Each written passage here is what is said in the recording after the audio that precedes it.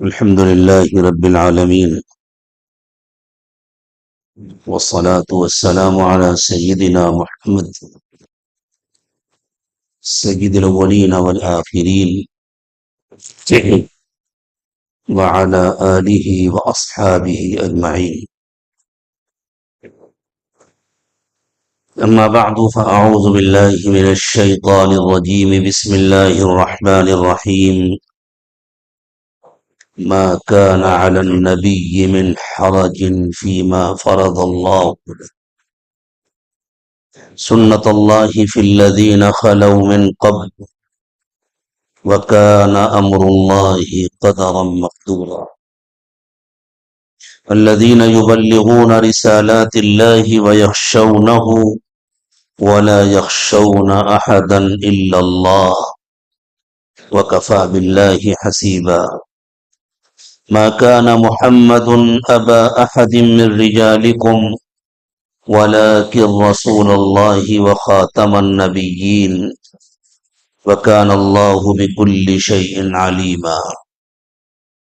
سبحان ربك رب العزة عما يصفون، وسلام على المرسلين، والحمد لله رب العالمين. اللهم صل على سيدنا محمد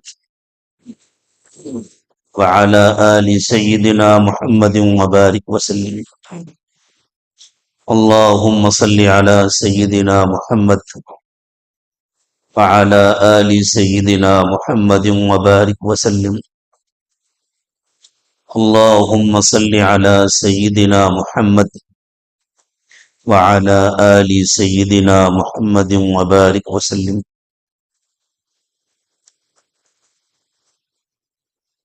رسول اکرم صلی اللہ علیہ وسلم خاتم النبیین.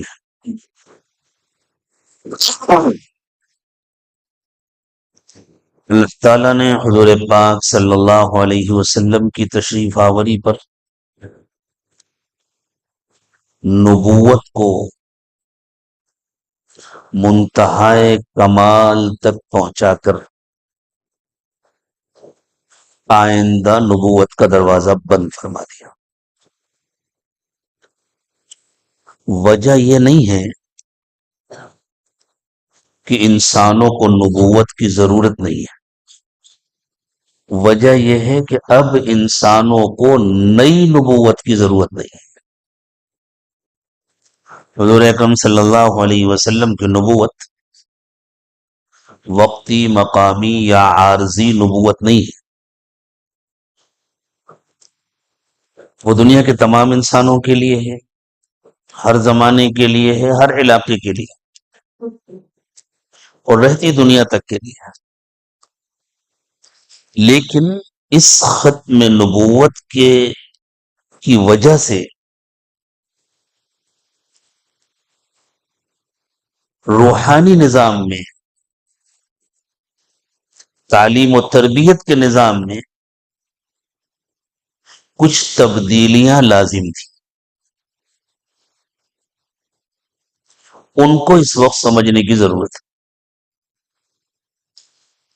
سورۃ الاحزاب کی ان آیات کریمہ میں، بلکہ پوری سورت میں، اللہ تعالیٰ نے انہی تبدیلیوں کو بیان فرمایا ہے. یہ جو اس وقت ہم اور آپ یہاں جمع ہیں، اور اللہ تعالیٰ حضرت محمد صلی اللہ علیہ وسلم کی امت میں مختلف مشائخ سے تعلیم و تربیت کا کام لے رہے ہیں اور قیامت تک لیتے رہیں گے، یہ بھی انہی تبدیلیوں کا ایک حصہ ہے جو دنیا میں آئی ہیں ختم نبوت کی برکت سے.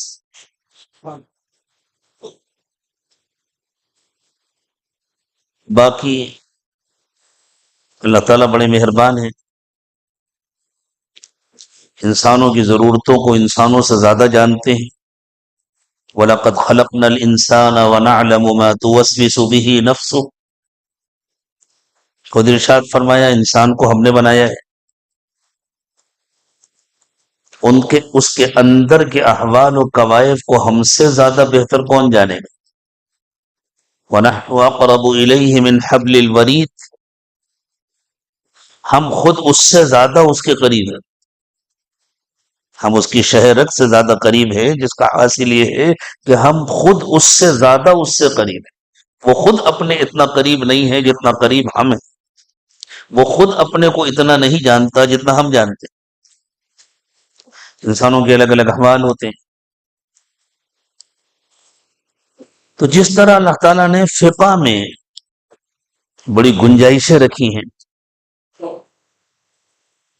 ائمہ مجتہدین میں اختلافات کی وجہ سے، یہ اختلافات نفسانی نہیں تھے، تمام مجتہدین اخلاص کے اعلی مقام پر فائز تھے۔ یہ اختلافات کم علمی کی وجہ سے نہیں تھے، تمام مجتہدین علم کے پہاڑ تھے، لیکن اللہ تعالیٰ نے اتنی گنجائش رکھی رسول اکرم صلی اللہ علیہ وسلم کی زندگی میں اور آپ کی تعلیمات میں، اور اللہ کی حکمت کا یہ تقاضا ہوا کہ اختلافات پیدا ہوں تاکہ امت کے لیے رحمت کے دروازے کو۔ کتنے موقعوں پر ایسا ہوتا ہے کہ بعض شدید ضرورتوں میں مفتیان کرام جمع ہوتے ہیں، اور جب اس شدید ضرورت کو پورا کرنے کے لیے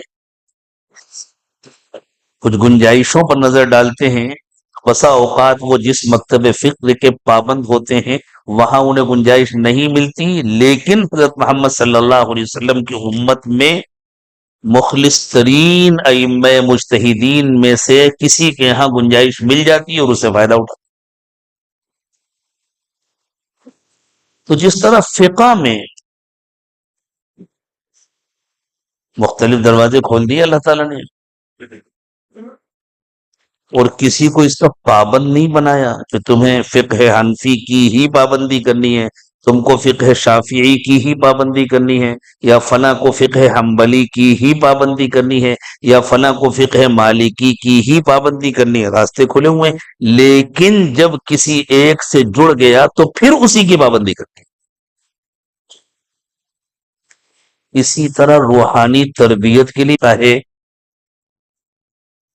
یہ وہ مکاتب فکر ہیں روحانی تعلیم و تربیت کے جو ہمارے بر صغیر میں ہند و پاک میں رائج ہیں، باقی اس کے علاوہ بھی اس کی کچھ ذیلی شاخیں بھی ہیں، شاذلیت ہے اور بعض دوسرے طرق، اور کسی کے لیے لازم نہیں ہے کہ وہ فلاں طریقے سے ہی اپنی تربیت کرائے، لیکن ہاں یہ ضروری ہے کہ جب وہ کسی راستے سے جڑ جائے تو پھر اسی سے جڑا رہے، کبھی ادھر کبھی ادھر نہ جائے، ورنہ اس کا اپنا نقصان ہوگا۔ سب ہمارے اپنے ہیں، سب نہایت قابل احترام ہیں، یہ سب اسی ختم نبوت کی برکت ہے، ورنہ رسول اکرم صلی اللہ علیہ وسلم۔ آپ لوگ بالکل اطمینان سے بیٹھے ہیں، الحمدللہ موسم سخت نہیں ہے، آواز آ رہی ہے، سکون سے بات سنیں۔ یہ بھی کہ ہم کتنا اللہ کی طرف متوجہ رہتے ہیں اور کتنے وقتی احوال و عوارض کی طرف متوجہ ہوتے ہیں، بس اس کو اللہ۔ ایسے موقعوں پر ہمیں غور کرنا چاہیے۔ تھوڑی دیر کے لیے اندھیرا ہو گیا تو الجھن ہو رہی ہے نا، دل چاہتا ہے کہ روشنی ہو جائے، اگر من میں اندھیرا ہو گیا تو کیا حال ہوگا۔ اللہ کرے ہمارے من میں کبھی اندھیرا نہ ہونے پائے، ہمارے دل میں کبھی اندھیرا نہ ہو۔ نبی اکرم صلی اللہ علیہ وسلم کی تشریف آوری سے پہلے جو کام اللہ تعالی انبیاء کرام علیہم الصلاۃ والسلام کے ذریعے لیا کرتے تھے، انسانوں کی تعلیم و تربیت کا کام انبیاء کرام علیہم الصلاۃ والسلام کے سپرد ہوتا تھا۔ ہر زمانے میں، ہر علاقے میں انسانوں کی کے تزکیے کا کام حضرات انبیاء کرام علیہم الصلاۃ والسلام کے سپرد ہوتا تھا۔ یہ تبدیلی بھی ختم نبوت کی برکت سے آئی کہ حضور اکرم صلی اللہ علیہ وسلم نے اب اپنے کام اس امت کے حوالے کر دیے اور فرما دیا العلماء ورثۃ الانبیاء، کہ علماء انبیاء کے وارث ہیں، اب میں ان کو وارث بنا کر کے جا رہا ہوں، اسی کی برکت سے ہم اور آپ یہاں جمع ہیں۔ تو جس طرح بہت ساری تبدیلیاں آئیں ختم نبوت کی برکت سے، جن کا آنا ضروری تھا ورنہ کام مکمل نہ ہوتا. بسا اوقات عنوان چھوٹا ہوتا ہے لیکن اس کے پیچھے بہت ساری تفصیلات ہوتی ہیں. کسی عمارت کی طرف اگر اشارہ کر کے کہا جائے یہ مسجد ہے، کتنا چھوٹا سا عنوان، لیکن جو جانتا ہے کہ مسجد کسے کہتے ہیں اس کے ذہن میں آئے کہ جب مسجد ہے تو اندر محراب بھی ہوگی، وضو کا بھی انتظام ہوگا، وضو سے پہلے ضرورت سے فارغ ہونے کے لیے استنجا خانہ بھی ہوگا، اور اگر بڑی مسجد ہے تو اس زمانے میں لاؤڈ اسپیکر بھی ہوگا. مسجد ہے تو کوئی امام بھی ہوں گے، کوئی مؤذن بھی ہوں گے. یہ سب کچھ کہا نہیں گیا نا، لیکن ایک عنوان مسجد ان ساری چیزوں کا تقاضا کرتا ہے. کسی عمارت کی جانب اشارہ کیا جائے یہ گھر ہے، تو جب گھر ہے تو اس میں بیڈ روم بھی ہوگا، اس میں ڈرائنگ روم بھی ہوگا، اس میں کچن بھی ہوگا، اس میں ضرورت سے فارغ ہونے کی جگہ بھی ہوگی، سب کچھ ہوگا نا. بالکل اسی طرح ختم نبوت ایک چھوٹا سا عنوان ہے لیکن اس کے بہت سارے تقاضے ہیں. ان میں سے ایک تقاضا یہ بھی تھا کہ اب جتنی غلط رسمیں ہیں، جو بے بنیاد رواج چلے آ رہے ہیں اور جن کو لوگوں نے شریعت کا درجہ دے دیا ہے، وہ سب خود حضور اکرم صلی اللہ علیہ وسلم کی موجودگی میں اور آپ کے ذریعے ختم ہو جائے.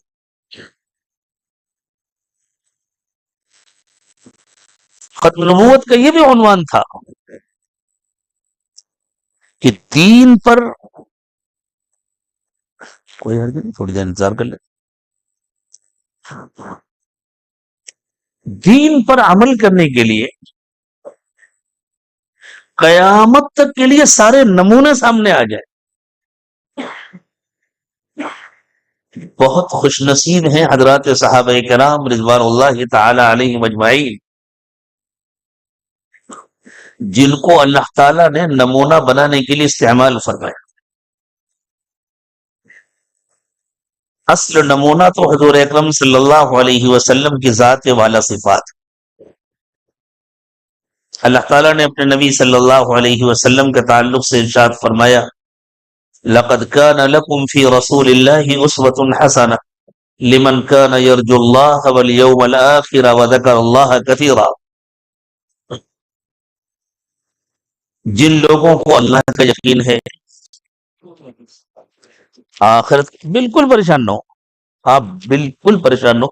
یوں سمجھے یہ ہمارا امتحان ہے، اللہ دیکھ رہے ہیں یہ کتنے ثابت قدم لوگ ہیں. ہر حال میں یہ اللہ کی طرف متوجہ رہنے والے ہیں یا نہیں، یہی تو سیکھنا ہے خانقاہ میں. فی السراء والضراء، خوشی میں بھی، غم میں بھی، آرام میں بھی، تکلیف میں بھی، ہر وقت ہمارا دل اللہ کی طرف متوجہ ہو، ہر وقت ہم اللہ کا کہنا مانے، یہ سیکھنا ہے نا. اس کی عملی مشق کرائی جا رہی ہے، یہ تو اللہ کا احسان ہے کہ اللہ تعالیٰ مشق کرا کے یہاں سے بھیجے. کیسے؟ بالکل اپنے کام میں لگے رہیں، اللہ کی طرف متوجہ رہیں. سخت ترین گرمی ہوتی، پسینہ بہنے لگتا، تب بھی انشاءاللہ کوئی نہ اٹھتا. یہاں تو الحمدللہ سخت گرمی نہیں ہے، یہ اللہ کا خاص احسان ہے. ہم کمزور ہیں تو اللہ تعالیٰ ہمارے امتحانات بھی بہت چھوٹے چھوٹے لیتے ہیں، ہلکے ہلکے لیتے ہیں. جو مضبوط لوگ تھے ان کے بڑے بڑے امتحان لیے. تو اصل نمونہ تو حضور اکرم صلی اللہ علیہ وسلم کی ذات ہے. کس کے لیے ہے آپ کی ذات نمونہ؟ فرمایا لمن کان یرجو اللہ والیوم الاخر، ان لوگوں کے لیے جن کو اللہ کا یقین ہے. اور صرف اللہ کا یقین نہیں ہے، قیامت کے دن اللہ کے سامنے کھڑے ہو کر حساب دینے کا یقین ہے، اس کے بغیر زندگی گناہوں سے خالی نہیں ہوتی، تنہائیاں گناہوں میں لت پت ہوتی ہیں جب تک اللہ کے سامنے کھڑے ہو کر حساب دینے کا یقین نہیں ہوتا۔ اور جس کی زندگی گناہوں سے خالی نہیں ہو رہی، اسے جھانک کر دیکھنا چاہیے کہ میرے دل کے اندر آخرت کا یقین ہے یا نہیں ہے، اور اگر ہے تو اتنا کمزور کیوں ہے؟ اصل جڑ برائیوں کی جو ہے وہ یقین آخرت کی کمی ہے۔ وَأَمَّا مَنْ خَافَ مَقَامَ رَبِّهِ وَنَهَى النَّفْسَ عَنِ الْهَوَى فَإِنَّ الْجَنَّةَ هِيَ الْمَأْوَى۔ اللہ تعالیٰ نے فرمایا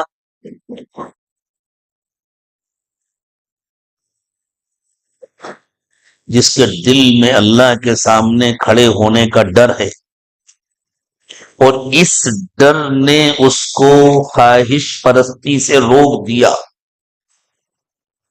جنت اس کا ٹھکانہ ہے۔ کیا مطلب؟ جو خواہش پرستی سے نہیں رکا، وہ چاہے زبان سے آخرت کا جتنا تذکرہ کرتا ہو، چاہے قلم سے آخرت کے بارے میں جتنا لکھتا ہو، اس کے دل میں آخرت کا یقین نہیں ہے۔ اور جب آخرت کا یقین نہیں ہے تو ایمان کہاں بچا؟ ایک خاتون سے غلطی ہو گئی، دیکھو گناہ ہو جانا بڑی بات نہیں ہے، بڑے سے بڑے متقی انسان سے گناہ ہو سکتا ہے۔ گناہ کو معمولی سمجھنا، ڈٹائی کے ساتھ اس پر اصرار کرنا، نادم اور شرمندہ نہ ہونا، یہ ہے وہ جرم جو بڑے سے بڑے انسان کو اللہ کی نگاہوں سے گرا دیتا ہے۔ تو ایک صحابیہ ہیں، ان سے گناہ ہو گیا، اب وہ ایسی بے قرار ہوئی، ایسی بے چین ہوئی، وہ چاہتی تو خاموشی سے چھپ کر گناہ ہوا تھا، چپکے سے توبہ کر لیتی، لیکن ایسی بے قراری اور بے چینی کہ چاہے دنیا میں عزت چلی جائے، چاہے دنیا میں جان چلی جائے، لیکن قیامت کے دن کے مواخذے سے بچ جائیں۔ وہ حضور اکرم صلی اللہ علیہ وسلم کی خدمت میں حاضر ہوئی، یا رسول اللہ مجھ سے گناہ ہو گیا، مجھے پاک کر دی۔ حضور اکرم صلی اللہ علیہ وسلم نے منہ پھیر لیا، وہ ادھر آ گئی، دوسری طرف منہ پھیر لیا، ادھر آ گئی، بار بار آ کر کہہ رہی ہے۔ اللہ کے نبی صلی اللہ علیہ وسلم نے جو لوگ وہاں تشریف فرما تھے ان کی طرف دیکھا اور گویا آنکھوں آنکھوں میں سوال کیا، کہیں یہ عورت دیوانی تو نہیں ہے؟ جب آپ کو اطمینان ہو گیا نہیں، یہ تو ہوش و آواز کے ساتھ کہہ رہی ہے، تو اب نبی اکرم صلی اللہ علیہ وسلم نے ارشاد فرمایا، اچھا یہ بتلاؤ کہ تمہارے وجود میں اس گناہ کا کوئی اثر تو نہیں ہے؟ سمجھے اشارے کی زبان؟ اللہ کے گھر میں اس سے زیادہ کھل کر بات کرنا اچھا نہیں لگتا۔ انہوں نے عرض کیا، جی حضور میں محسوس کر رہی ہوں، اس کا اثر میرے پیٹ میں پرورش پا رہا ہے۔ تو حضور نے فرمایا، پھر اس کا کیا گناہ ہے؟ جاؤ انتظار کرو، جب اس کی پیدائش ہو جائے تب آنا۔ اس لیے بھی حضور نے بھیج دیا کہ کوئی گواہ نہیں ہے، اگر یہ بندی دوبارہ نہ آتی تو حضور اسے پکڑواتے نہیں، توبہ کر لیتی، بات ختم ہو جاتی۔ اس نے اقرار کیا، اپنے اقرار سے گویا پیچھے ہٹ گئی، بچے کی پیدائش ہوئی، وہ پھر لے کر کے آ گئی۔ اللہ، ایسی بے قراری، ایسی بے چینی، ایسا اللہ کا ڈر۔ حضور نے فرمایا، ابھی اس بچے کو تمہاری ضرورت ہے، اس کو دودھ پلاؤ، جب یہ کھانے کے قابل ہو جائے تب لے کر آ۔ انہوں نے کچھ دن دودھ پلایا، اور تھوڑا سا بچہ کھانے کے قابل ہو گیا تو اسے روٹی کھانا سکھایا، اور جب وہ روٹی کھانے لگا تو حضور اکرم صلی اللہ علیہ وسلم کی خدمت میں اسے اس طرح لے کر آئیں کہ بچے کے ہاتھ میں روٹی ہے اور وہ کھا رہا ہے، اور انہوں نے عرض کیا، حضور دیکھ لیجئے میرا بچہ روٹی کھانے لگا ہے۔ تو اللہ کے نبی صلی اللہ علیہ وسلم نے آپ دیدہ ہو کر فرمایا، اب تو اللہ کا حکم جاری کرنا ہی پڑے گا، اور صحابہ کرام سے فرمایا کہ اسے لے جاؤ اور سنسار کرو۔ قیامت تک کے لیے اللہ تعالیٰ یہ نمونہ دکھانا چاہتے تھے حضرت محمد صلی اللہ علیہ وسلم کے ہر امتی کو، ہر مرد کو اور ہر عورت کو، کہ خدا نہ خواستہ اگر گناہ ہو جائے تو تمہیں ایسے بے چین ہونا چاہیے، اتنا رونا چاہیے، اتنا معافی مانگنا چاہیے، اتنا اللہ کو منانا چاہیے. یہ تھا نا. اب جب لے گئے صحابہ کرام اور سنسار کیا تو بہرحال صحابہ کے دل و دماغ میں تو اللہ تعالیٰ، اللہ کے نبی صلی اللہ علیہ وسلم نے گناہوں کی نفرت کوٹ کوٹ کر بھر دی تھی. تو اس نفرت کے نتیجے میں سنسار کر دینے کے بعد بعض حضرات نے اس عورت پر کچھ تبصرے کیے.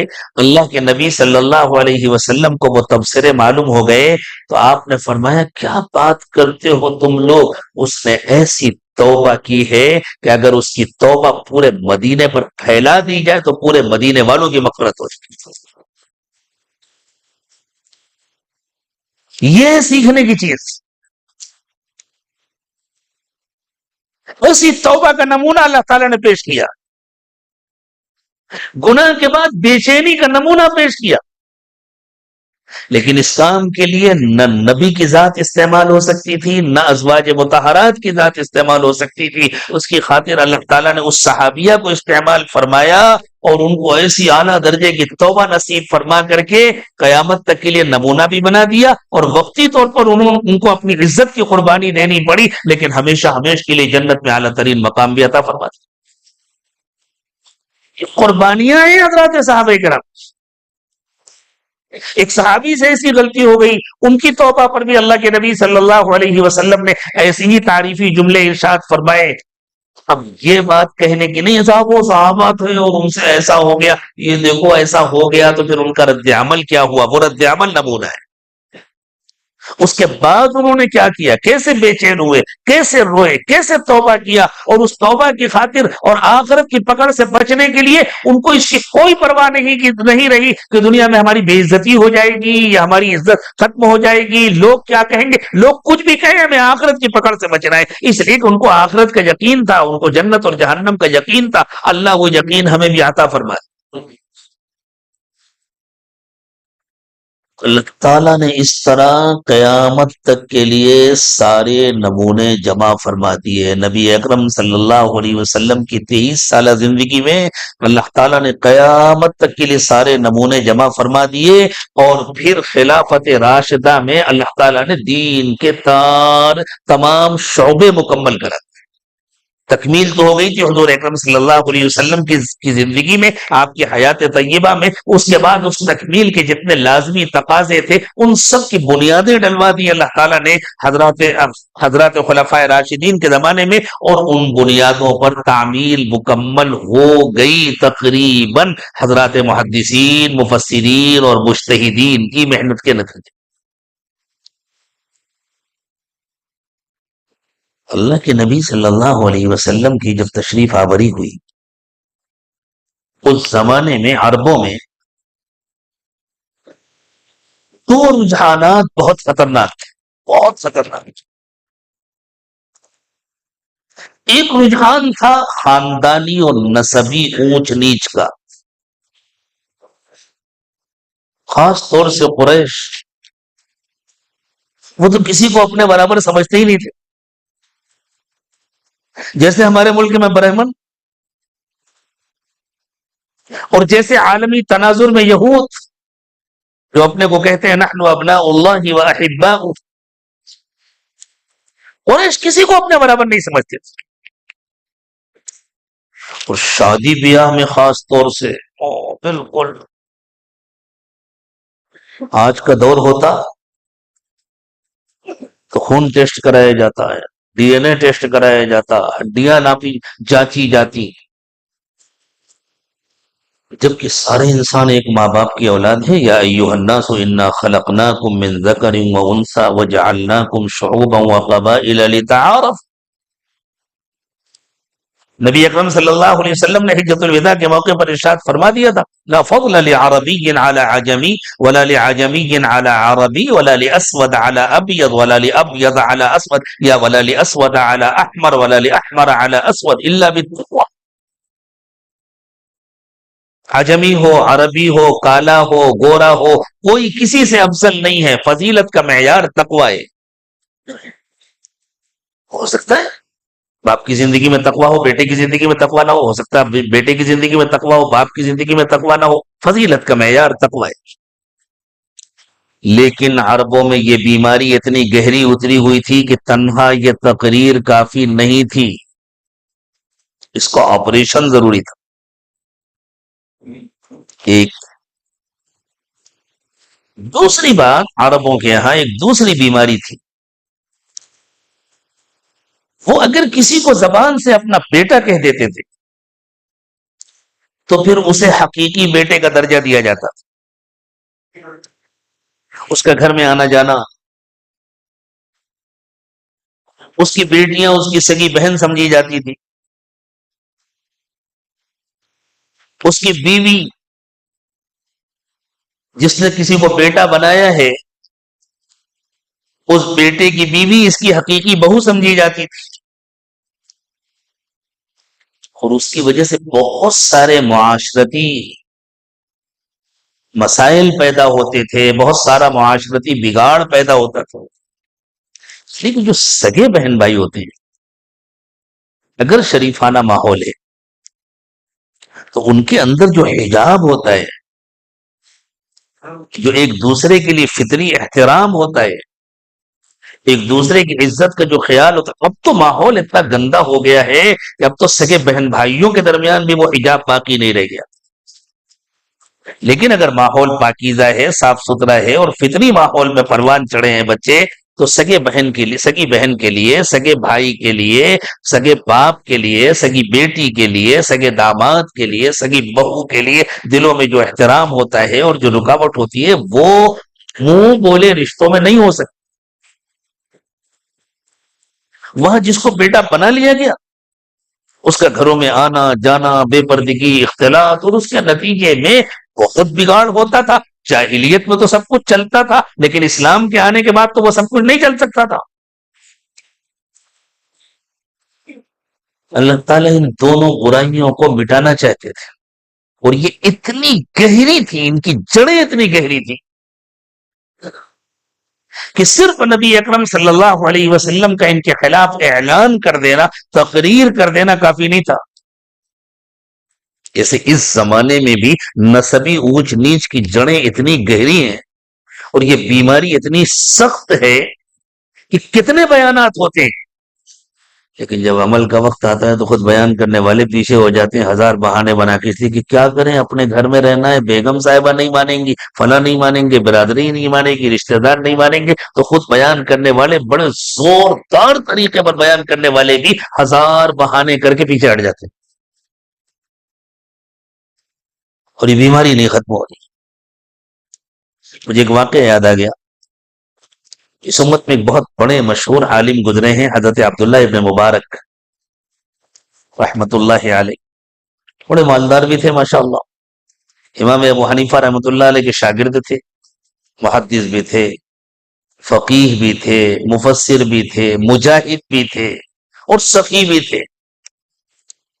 ان کے جو والد تھے مبارک، وہ غریب نوجوان تھے، پڑھے لکھے تھے، دیندار تھے، لیکن بہت غریب تھے.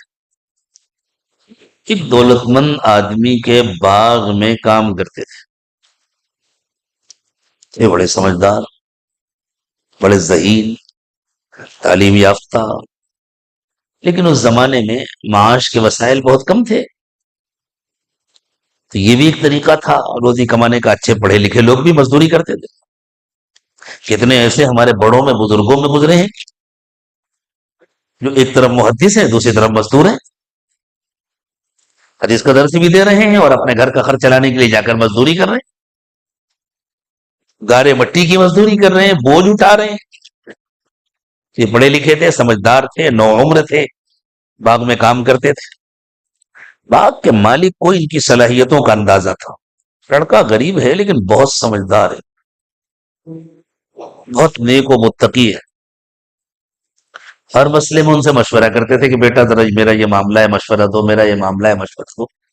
ایک موقع ایسا ہے کہ انہوں نے دیکھا کہ میرے باغ کے مالک کچھ الجھن میں لگتے ہیں لیکن مجھ سے مشورہ نہیں کر رہے.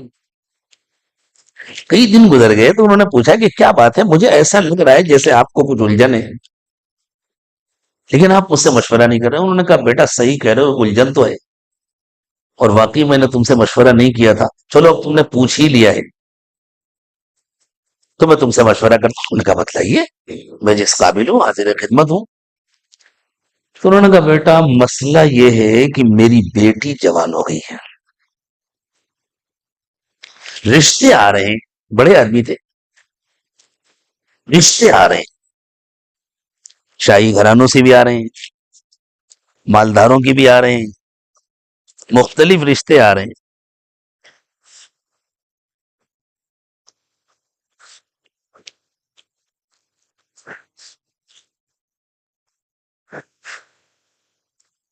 میں فیصلہ نہیں کر پا رہا ہوں کہ کس رشتے کو قبول کروں کس کو رد کروں. تو مبارک نے کہا یہ تو بہت آسان بات ہے, آپ بہت آسانی سے فیصلہ کر سکتے. پیچھے آواز نہیں جا رہی ہوگی, لوگ کہتے ہیں کوئی عرض نہیں, کوئی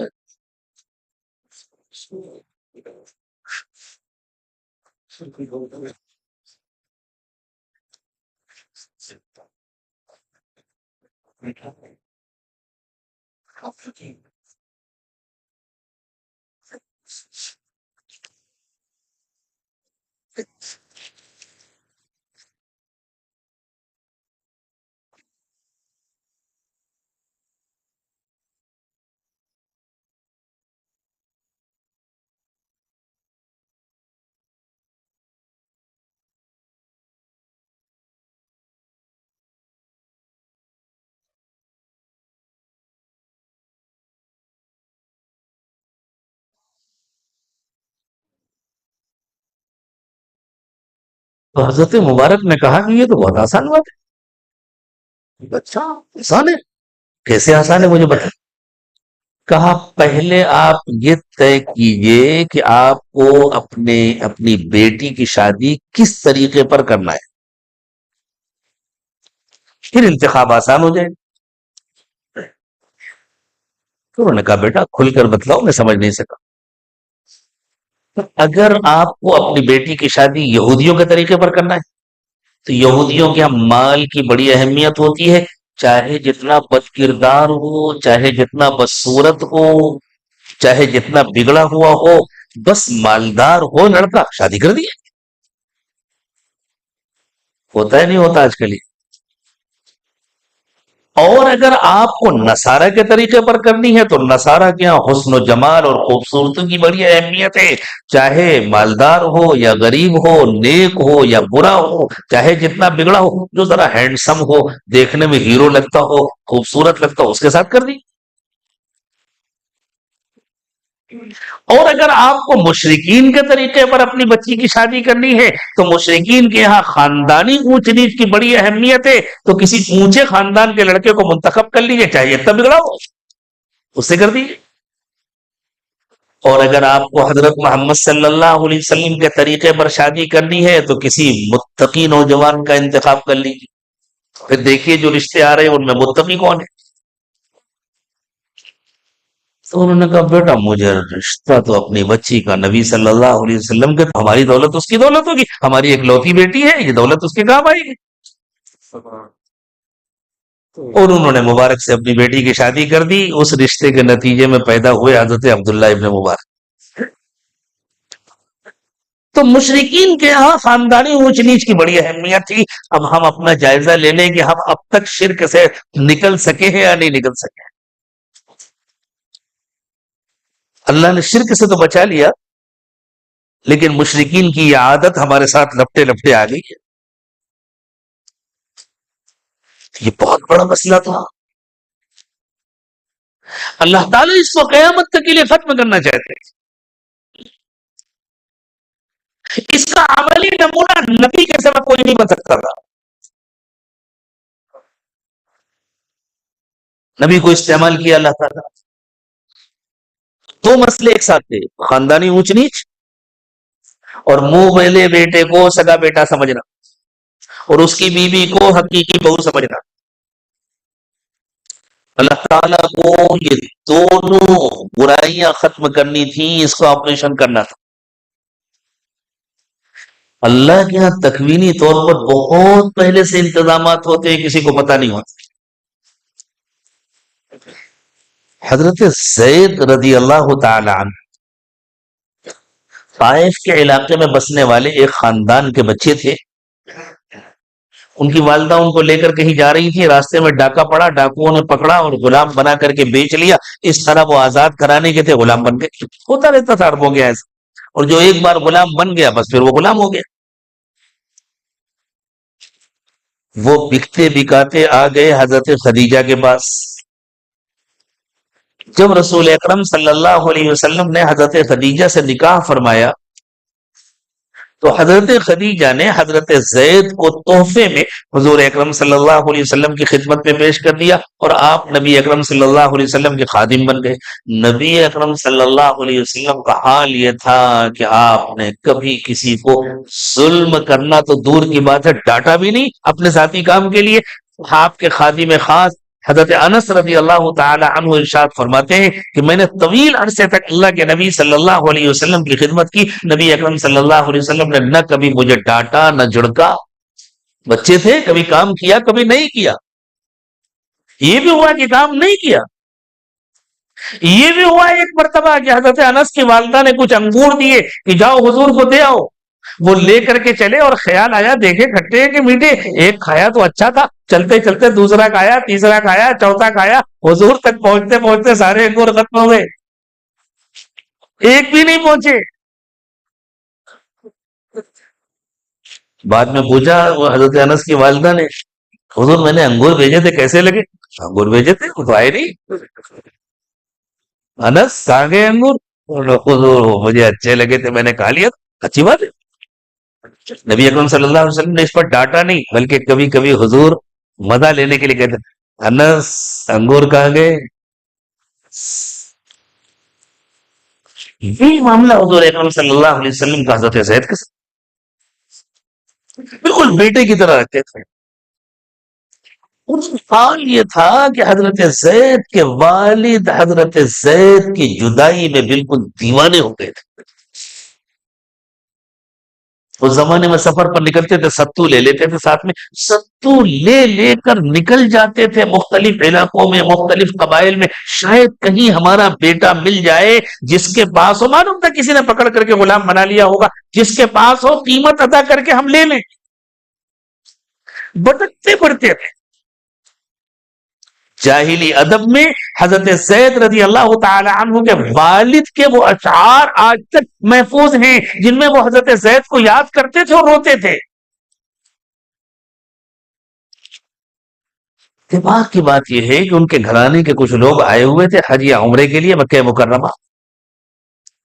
ان کی نظر پڑ گئی حضرت زید پر. ایسے کتنے لوگ آتے تھے، لیکن ایسا تھوڑی ہے کہ جس وقت لوگ طواف کرنے آ رہے ہیں اسی وقت حضرت زید بھی وہاں موجود ہوں. آپ حیدرآباد کسی کام سے آئے تو حیدرآباد کے ہر بچے کو تو آپ نہیں دیکھ سکتے، ہر فرد کو تو آپ نہیں دیکھ سکتے. کسی چھوٹی بستی میں جا کر کے تمام لوگوں کو دیکھ لینا آسان نہیں ہوتا. اتفاق کی بات یہ ہے کہ حضرت زید کے چچا کی نظر پڑ گئی اور انہیں یہ بھی معلوم ہو گیا کہ یہ بچہ قریش کے اس فرد کا غلام ہے جس سے زیادہ شریف کوئی انسان پورے قریش میں نہیں ہے.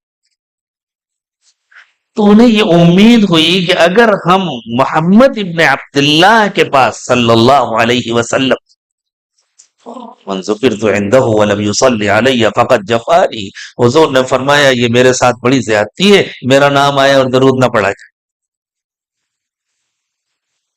تو انہیں یہ امید ہوئی کہ ہم جا کر اگر درخواست کریں گے تو وہ قیمت لے کر چھوڑ دیں گے. یہ بھی بہت بڑی بات تھی کہ قیمت لے کر چھوڑ. وہ گئے، جا کر بھائی کو بتلایا، بھائی بچہ مل گیا ہے. کہاں ہے؟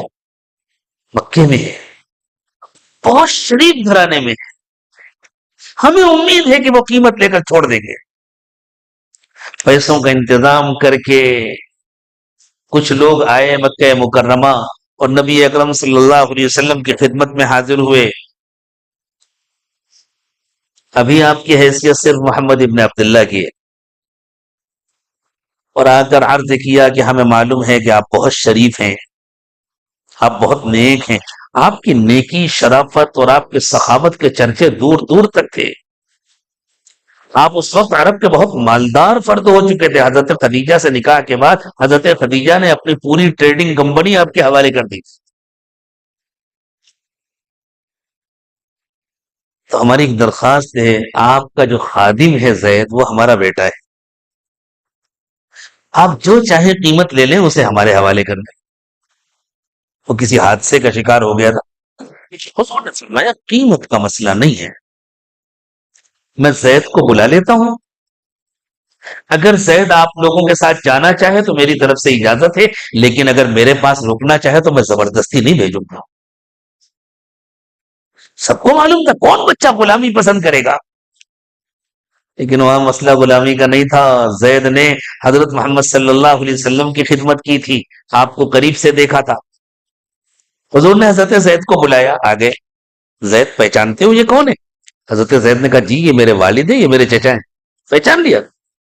زید یہ تم کو لینے آئے ہیں، اور میں نے کہہ دیا ہے اگر تم جانا چاہو تو میری طرف سے اجازت ہوگی، میں کوئی قیمت نہیں لوں گا، میں خوش دلی سے تمہیں رخصت کر دوں گا، لیکن اگر تم نہیں جانا چاہتے تو میں زبردستی تم کو نہیں بھیجوں گا. حضرت زید نے کہا میں آپ کو چھوڑ کے کہیں نہیں جانا چاہتا. تو لوگ حیران ہو گئے، ہمارا بچہ آزادی کے مقابلے میں غلامی کو ترجیح دے رہا ہے. حضور اکرم صلی اللہ علیہ وسلم کو حضرت زید کے اس جواب سے اتنی خوشی ہوئی، آپ نے حضرت زید کا ہاتھ پکڑا اور حضرت زید کے گھر والوں سے کہا آپ لوگ بھی ساتھ آئیں، اور لے کر کے آپ حرم پاک گئے اور ہاتھ پکڑ کر کے کہا لوگوں گواہ رہنا آج سے یہ میرا بیٹا ہے. یہ بہت بڑا فیصلہ ہوتا تھا. حضرت زید کے والد اور چچا انہوں نے کہا کہ اللہ کی قسم اپنے گھر لے جانے سے زیادہ ہمارے لیے یہ خوشی کی بات ہے کہ قریش کے اتنے معزز پردے نے ہمارے بچے کو اپنا بیٹا بنا لیا. جب ملنے کا دل چاہے گا ہم آ کر کے مل لیں گے. اور اس دن سے حضرت زید کو زید ابن محمد کہا جانے لگا. یہ ایک تکوینی انتظام تھا آئندہ ایک بہت بری رسم کے خاتمے کے لیے. لیکن حضور کا منہ بولا بیٹا ہونے کے باوجود یہ تو سب کو معلوم تھا کہ زید غلام تھے. حضور نے ان کو آزاد کر دیا اور اپنا بیٹا بنا لیا. اب جب حضرت زید کی شادی کا وقت آیا، اللہ کے نبی صلی اللہ علیہ وسلم کسی بھی غلام زادی سے شادی کر دیتے، کسی بھی ایمان والی باندی سے شادی کر دیتے، کسی بھی خاندان میں شادی کر دیتے، لیکن وہ رسم کیسے ٹوٹتی؟ اس کی خاطر آپ نے انتخاب فرمایا حضرت زینب رضی اللہ تعالی عنہا کا، جو آپ کی سگی رشتہ دار تھی. عربوں کی نظر میں جس سے اونچا کوئی خاندان نہیں تھا، سب کو اعتراف تھا. اتنی بڑی قربانی تھی حضرت زینب رضی اللہ تعالی عنہا کی، وہ اس کے لیے تیار ہو گئی. کیوں؟ اس لیے کہ اللہ کے نبی صلی اللہ علیہ وسلم کا. اور حضرت زید رضی اللہ تعالی عنہ سے حضرت زینب کا نکاح ہو گیا، وہ رسم ختم ہو گئی. اونچ نیچ کو آپ نے اپنے عمل سے پیروں کے نیچے کچل کر ختم کر دیا. آج بھی بعض لوگ غلطی سے یہ کہہ دیتے ہیں، انہیں اپنے ایمان کی خیر منانی چاہیے. دیکھا بے جوڑ شادی ہوئی تھی اسی لیے چل نہیں پائی. ایمان چلا جاتا ہے یہ کہنے سے. یہ شادی چلنے کے لیے کرائی نہیں گئی تھی، یہ ٹوٹنے کے لیے ہی کرائی گئی تھی. صرف نکاح ہو جانا کافی تھا، صرف رخصتی ہو جانا کافی تھا. جس رسم بد کو مٹانا تھا وہ مٹ گئی. لیکن اندازہ لگائیے، آج ہم سوچ نہیں سکتے اس ماحول میں، اس زمانے میں کتنی بڑی قربانی تھی حضرت زینب کی. اور کتنی بڑی قربانی تھی ان کے گھر والوں کی اور ان کے والدین کی. اس قربانی پر اللہ تعالیٰ حضرت زینب رضی اللہ تعالی عنہا کو یہ انعام دینا چاہتے تھے کہ اس قربانی کے نتیجے میں حضرت زینب کا دوبارہ ایسا نکاح ہوگا کہ ساری دنیا اس نکاح پر رشک کرے گی. نکاح پروردگار عالم عرش پر فرمائیں گے اور محمد رسول اللہ صلی اللہ علیہ وسلم حضرت زینب کے شوہر بنے گے. یہ انعام دینا تھا. دوسری طرف جب حضرت زینب کا نکاح ہو گیا رسول اللہ صلی اللہ علیہ حضرت زید سے, تو عربی ماحول کے عرف کے مطابق حضرت زینب حضور اکرم صلی اللہ علیہ وسلم کی بہو بن گئی, حالانکہ وہ آپ کی بہو نہیں تھی, اس لیے کہ حضرت زینب منہ بولے بیٹھے تھے. اللہ اکبر. اس نکاح کے بعد اللہ تعالیٰ نے اپنے نبی صلی اللہ علیہ وسلم کو یہ بتلا دیا تھا یہ رشتہ باقی نہیں رکھا جائے گا. صرف ایک رشتہ رکھنا ہوگی, اللہ تعالیٰ باقی رکھتے. محبت ڈالنے والے تو اللہ ہیں, دلوں کو جوڑنے والے بھی اللہ ہیں, دلوں کو توڑنے والے بھی اللہ ہیں. اللہ فعال لما یرید ہے, اللہ جو چاہے کرے. ایسا تھوڑی ہے اللہ چاہتے تھے کہ دونوں میں محبت ہو اور شیطان نے نفرت ڈال. شیطان بھی بیچارہ کچھ نہیں کر سکتا جب تک اللہ کی مرضی نہ ہو. اللہ نے انسانوں سے فرمایا وَمَا تَشَاءُونَ إِلَّا أَن يَشَاءَ اللَّهُ رَبُّ الْعَالَمِينَ. تم کچھ سوچ بھی نہیں سکتے, تم کچھ چاہ بھی نہیں سکتے جب تک اللہ کی مرضی نہ ہو. آخری اور حتمی فیصلہ تو اللہ کا ہے. حضور اکرم صلی اللہ علیہ وسلم کو یہ بتلا دیا گیا تھا یہ رشتہ باقی نہیں رکھا جائے گا.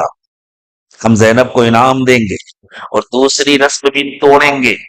یہ جو سمجھا جاتا ہے کہ منہ بولے بیٹے کی بیوی بہو ہوتی ہے, ہم یہ رسم توڑنا چاہتے ہیں. منہ بولا بیٹا صرف منہ بولا بیٹا ہوتا ہے, اس کی اس سے زیادہ اس کی کوئی اہمیت نہیں ہوتی, اور اس کی بیٹی بہو اس کی بیوی بہو نہیں ہوتی, بہو سے رشتہ نہیں ہوتا. ہم یہ رشتہ ختم کرائیں گے اور پھر زینب کا نکاح آپ کے ساتھ. اللہ. حضور اکرم صلی اللہ علیہ وسلم جب سوچ لیتے تھے نا تو اندر سے کانپ جاتے تھے کیا ہوگا. کیوں؟ آج ہم سب مرید اور معتقد ہیں محمد رسول اللہ صلی اللہ علیہ وسلم, لیکن مدینے میں سب تو ایسے نہیں تھے نا. منافقین بھی تھے, یہودی بھی تھے. اس کا خطرہ تھا کہ کوئی پروپیگنڈا ہو. اللہ کے نبی صلی اللہ علیہ وسلم کو معلوم تھا یہ رسم کتنی گہری ہے, اور جس دن یہ ہوگا اور جس دن میرا نکاح حضرت زینب کے ساتھ ہوا تو پورے عرب میں کتنا ہنگامہ برپا ہو, اور میں اس کا کیسے مقابلہ کر سکوں گا. لیکن اللہ کا حکم ہے. حضرت زید آتے اور نبی اکرم صلی اللہ علیہ وسلم سے آ کر عرض کرتے کہ حضور میرا تو بالکل نباہ نہیں ہو رہا, مزاج نہیں مل رہا, آپ اجازت دیں تو میں چھوڑ دوں. تو آپ فرماتے نہیں, کوشش کرو نباہ کی, اور آپ کو معلوم تھا نہیں ہوگا. آپ فرماتے کوشش کرو, اور آپ کو پتا ہے کہ نہیں ہو. اس صورت کی جو ابتدا ہے قرآن پاک کی تمام صورتوں میں کسی صورت کی ایسی ابتدا نہیں ہے. جس لب و لہجے سے بات شروع ہوئی ہے حیرت ہوگی آپ کو. سورۃ الاحزاب کا کے ابتدائی جملے اور اس کی شروع کی آیات یا ایھا النبی اتق اللہ, اے پیغمبر اللہ سے ڈریے. وَلَا تُطِعِ الْكَافِرِينَ وَالْمُنَافِقِينَ, کافروں اور منافقوں کا کہنا نہ مانیے. آپ کو یہ ڈر لگ رہا ہے نا منافق پروپیگنڈا کریں گے, کافر پروپیگنڈا کریں گے, ان کی پرواہ نکال دیجیے. ان اللہ کان علیما حکیما, اللہ کو سب پتہ ہے کیا ہوگا, اور اللہ بڑے حکیم ہے, اللہ کا کوئی کام حکمت سے خالی نہیں ہوتا. وَاتَّبِعْ مَا يُوحَىٰ إِلَيْكَ مِن رَّبِّكَ, اللہ نے جو حکم ہے اس پر عمل کیجیے. پورے قرآن میں کسی صورت میں یہ لب و لہجہ نہیں ہے جو لب و لہجہ سورۃ الاحزاب کا ہے. ان اللہ کان بما تعملون خبیرا, اللہ تمہارے اعمال کو خوب جانتے ہیں. وتوکل علی اللہ, سارے اندیشے دل سے نکال دیجئے، اللہ پر بھروسہ کیجئے، وَكَفَى بِاللَّهِ وَكِيلًا، کام بنانے کے لیے اللہ کافی ہے، سارے اندیشے دل سے نکال۔ پھر کیا ہوا؟ حضرت زید نے طلاق دے دی، نباہ نہیں ہوا۔ حضور اکرم صلی اللہ علیہ وسلم کو کوئی تقریب نہیں کرنی پڑی، حضرت زینب سے نکاح کرنے کے لیے اللہ تعالیٰ نے یہ اطلاع آسمان سے نازل فرمائی کہ ہم نے زینب کا نکاح آپ کے ساتھ کر دیا ہے، اور آپ حضرت زینب کے بعد تشریف لے گئے اور آپ کو بتلایا کہ میرا نکاح اللہ تعالیٰ نے عرش تمہارے ساتھ کر دیا ہے، تم میری بیوی ہو۔ حضرت زینب رضی اللہ تعالی عنہا ازواج مطہرات کے درمیان اس بات پر فخر کیا کرتی تھی کہ باقی سب کا نکاح زمین پر ہوا ہے، میرا نکاح آسمان پر ہوا ہے۔ اتنا بڑا انعام اللہ تعالیٰ نے حضرت زینب کو کیوں دیا؟ اس لیے کہ اتنی بڑی قربانی کے لیے حضرت زینب نے اپنے کو پیش کیا تھا۔ اتنا بڑا امتحان ہوتا ہے، اتنا بڑا انعام ہو۔ سوال یہ پیدا ہوتا ہے ذہنوں میں، ٹھیک ہے یہ دونوں کام کسی اور سے بھی تو کرائے جا سکتے تھے، پہلا کام ہو جاتا کافی تھا، یہ جو دوسرا کام ہے کہ منہ بولے بیٹے کی بیوی سے طلاق دلوا کر پھر نکاح کرانا، یہ کام کسی اور سے بھی تو کرایا جا سکتا تھا۔ یہ مرض اتنا گہرا تھا، یہ بیماری اتنی شدید تھی کہ اگر کسی اور سے یہ کام کرایا جاتا تو وہ اس کا انفرادی واقعہ بن کر کے رہ جاتا، قیامت تک کے لیے نمونہ نہ بنتا۔ اس لیے یہ کام پیغمبر کے لیے کرنا ضروری تھا۔ اب یہ سوال پیدا ہوتا ہے، اچھا ٹھیک ہے کسی اور پیغمبر سے ہو جاتا، حضور اکرم صلی اللہ علیہ وسلم کی ذات کو خطرے میں کیوں ڈالا گیا؟ تو اللہ نے فرمایا کسی اور پیغمبر سے کیسے ہو جاتا، آپ تو آخری پیغمبر ہیں، آپ کے بعد تو کوئی پیغمبر آنے والا نہیں ہے۔ اس موقع پر اللہ نے فرمایا ہے کہ آپ نبی، آپ اللہ کے نبی، آپ کا کوئی بیٹا نہیں ہے، کیونکہ حضرت زید کو بیٹا کہا جاتا تھا نا، تو اللہ تعالیٰ نے فرمایا ما کان محمد ابا احد من رجالکم، یہ جو سہمی میں آتا ہے حضور کی ختم نبوت کو بیان کرنے کے لیے اس جملے کی کیا ضرورت ہے؟ ما کان محمد ابا احد من رجالکم، کہ محمد تم میں سے کسی مرد کے باپ نہیں ہے۔ ارے حضرت زید تو کامل مرد تھے نا، نوجوان تھے، تو اللہ تعالیٰ فرما رہے ہیں حضرت محمد صلی اللہ علیہ وسلم ان کے باپ نہیں ہے، ادعوهم لآبائهم هو اقسط عند اللہ، اب آئندہ سے باپ کا نام لے کر کے پکارا کرو۔ فَإِن لَّمْ تَعْلَمُوا آبَاءَهُمْ فَإِخْوَانُكُمْ فِي الدِّينِ وَمَوَالِيكُمْ، اور اگر باپ کا نام نہ معلوم ہو تو اپنا دینی بھائی کہا کرو، بھائی فلاں، بھائی فلاں، لیکن جو باپ نہیں ہے اس کی طرف نسبت مت کرو۔ اور یہ کام آپ کے سوا کسی اور سے نہیں ہو سکتا تھا، اس لیے کہ اتنے بڑے کام کے لیے نبی کا نمونہ بننا ضروری ہے، اور آپ آخری نبی ہیں، آپ کے بعد کوئی نبی آنے والا نہیں ہے۔ ما کان محمد ابا احد من رجالکم ولکن رسول اللہ وخاتم النبیین، محمد صلی اللہ علیہ وسلم تم میں سے کسی مرد کے باپ نہیں ہے، وہ تو اللہ کے رسول ہیں اور خاتم النبیین ہے۔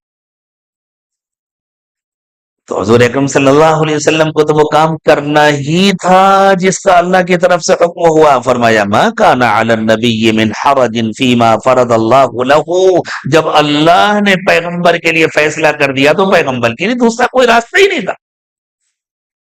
انہوں نے کیا تو کچھ غلط نہیں کیا، انہوں نے جو کیا وہ بالکل صحیح کیا، یہی مفہوم ہے اس آیت کا، انہوں نے کیا تو کچھ غلط نہیں کیا، اس لیے کہ اللہ کا فیصلہ ہے۔ اور اللہ تعالیٰ نے آپ سے پہلے بھی دیگر انبیاء کرام علیہ الصلوۃ والسلام کی زندگیوں میں اس قسم کے جو بھی فیصلے کیے ہیں، ہر زمانے میں ہمیشہ انبیاء کرام علیہ الصلوۃ والسلام نے کسی کی پرواہ کیے بغیر اس پر عمل کیا، بالکل اسی اسوے پر حضور اکرم صلی اللہ علیہ وسلم نے عمل کیا۔ سنت اللہ فی الذین خلوا من قبل، آپ سے پہلے بھی جو انبیاء گزرے ہیں انہوں نے بھی یہی کیا جو آپ نے کیا، یہی طریقہ اللہ کا رہا۔ اللہ تعالیٰ نے جو ان کو جس بات کا حکم دیا انہوں نے اس پر عمل کیا، آپ کو اللہ تعالیٰ نے جس بات کا حکم دیا آپ نے اس پر عمل کیا۔ وَكَانَ أَمْرُ اللَّهِ قَدَرًا مَقْدُورًا، اور سنو اس کے سوا کچھ اور ہو بھی نہیں سکتا تھا، یہ اللہ کے یہاں پہلے سے طے تھا۔ اسی لیے تو زید کو آپ کا بیٹا کہلایا گیا تھا پہلے سے۔ یہ کون لوگ ہیں جن کے بارے میں کہا گیا فی الذین خلوا من قبل، آپ سے پہلے جو لوگ گزرے انہوں نے بھی ہمیشہ یہی کیا، ان کا بھی ہمیشہ یہی کردار رہا۔ فرمایا الذین یبلغون رسالات اللہ، یہ وہ لوگ ہیں جن کو اللہ تعالیٰ نے نبوت اور رسالت کے لیے منتخب فرمایا، جو انسانوں تک اللہ کا پیغام پہنچاتے ہیں، وَيَخْشَوْنَهُ وَلَا يَخْشَوْنَ أَحَدًا إِلَّا اللَّهَ، اور جو صرف اللہ سے ڈرتے ہیں، اللہ کو چھوڑ کر کسی اور سے نہیں ڈرتے، وَكَفَى بِاللَّهِ حَسِيبًا، اور حساب لینے کے لیے اللہ کافی ہے۔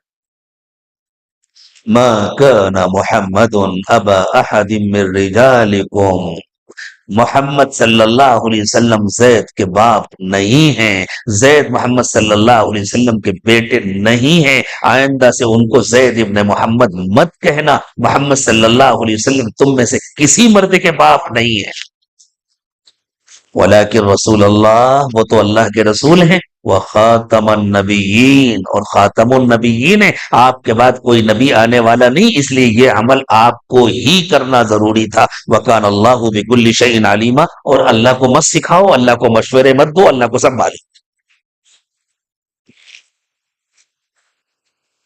لیکن اس قسم کے حالات میں غلطی سے بچنے کے لیے دلوں کا روشن ہونا ضروری ہے نا، تو دل کیسے روشن ہوتے ہیں اور یہ روشنی کہاں سے ملتی ہے، یہی یہ بھی معلوم ہونا چاہیے۔ تو اللہ نے فرمایا دلوں کو روشن کرنے کے لیے کثرت سے ذکر کرو، کثرت سے ذکر۔ یہ جو کثرت ذکر ہے یہ اصل میں دوا میں انابت ہے، ہر وقت انابت کی کیفیت رہے، یہ ہے کثرت ذکر۔ اور انابت کسے کہتے ہیں؟ انابت اس کو کہتے ہیں کہ دل ہر وقت اللہ کی طرف متوجہ ہے، بلکہ کہیں بھی ہو، کچھ بھی کر رہا ہو، مجمع میں ہو، تنہائی میں ہو، بات چیت کر رہا ہو، حتیٰ کہ جاگ رہا ہو یا سو رہا ہو، کھا رہا ہو، پی رہا ہو، چل رہا ہو، پھر رہا ہو، کاروبار کر رہا ہو، کچھ بھی کر رہا ہو، اس کا دل ہر وقت اللہ کی طرف متوجہ رہے۔ اللہ تعالیٰ نے اسی کا حکم دیا ہے وَأَنِيبُوا إِلَىٰ رَبِّكُمْ، ہر وقت اللہ کی طرف متوجہ رہو۔ اس زمانے میں انابت کو سمجھنے کے لیے ایک آسان سی مثال بھی سب کے سمجھ میں آ جائے۔ موبائل تو سب کے پاس ہوتے ہیں، موبائل میں قبلے کا ایپ بھی تقریباً سب نے لوڈ کیا ہوگا۔ کس کے پاس موبائل میں قبلے کا ایپ ہے؟ نکالو اپنے اپنے موبائل، کھولو اس ایپ، چلے 10-20 لوگ نکالیں، ابھی سمجھ میں آ جائے گا انابت کسے کہتے ہیں۔ کھول لیے اس ایپ کو، کھولیے، قبلہ دکھائے،